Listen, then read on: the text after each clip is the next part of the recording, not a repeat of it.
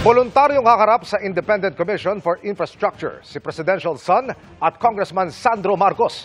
Kasunod ng mga alegasyon laban sa kanya ni dating Congressman Zaldico, ang ICI magtatakda ng petsa para sa pagdinig na posible nilang i-livestream.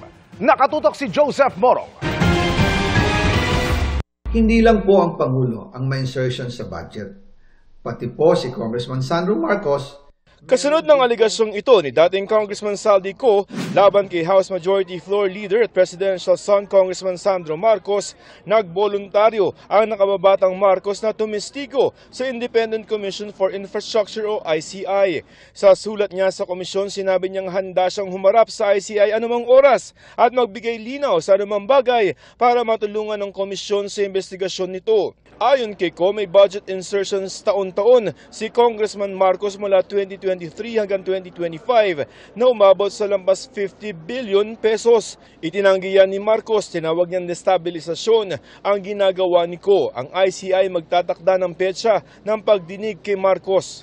Ang komisyon naman ay bukas sa any information, especially here na merong pupunta, regardless of who that person is, will voluntarily appear and testify under oath. Malaking bagay sa amin yan. Yung pong pagtestigo ni Sandro is a welcome development. What do you think? Of course. Why, sir? Wala, of course. Because? Wala. Any testimony is okay. Ayon sa Independent Commission for Infrastructure o ICI, maaari nilang i-livestream ang pagtestigo ni Congressman Marcos dahil hindi naman to humingi na executive session sa komisyon. Based on our rules, unless there's a request, formal request for an executive session, the default will be live streamed. Kung matutuloy ito, si Marcos ang kauna-unahang testigo na maila-livestream ng komisyon simula nang i-anunsyo ng ICI ang livestream ng isang linggo at sabihin ni ICI Chairman Andres Reyes Jr. sa Senado na magla-livestream na sila noong Oktubre pa. Ngayong araw, humiling ng executive session sina Quezon City 6th District Representative Maria Victoria Copilar at Quezon City 5th District Representative Patrick Michael Vargas. Ilan sila sa mga binanggit na mag-asawang Pacifico Curly at Sara Diskaya na umuni ng hihingi ng 10 hanggang 25% na komisyon mula sa mga proyektong nakukuha nila. Tumangging humarap sa media si Copilar pero sa isang pahayag na in-upload niya sa kanyang social media page, sinabi niyang walang ghost project sa District 6 batay sa inspeksyon ng DPWH, Quezon City Engineering Office at iba pa.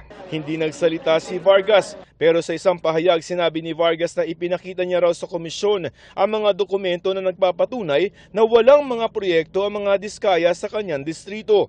Nagbigay din daw siya ng mga impormasyon na makatutulong sa komisyon.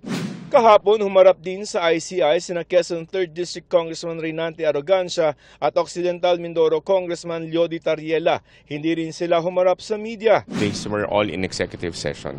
But basically, this has something to do with what our ongoing investigation on the flood control projects. Meron pang ibang kongresistang ipatatawag ang ICI sa susunod na linggo.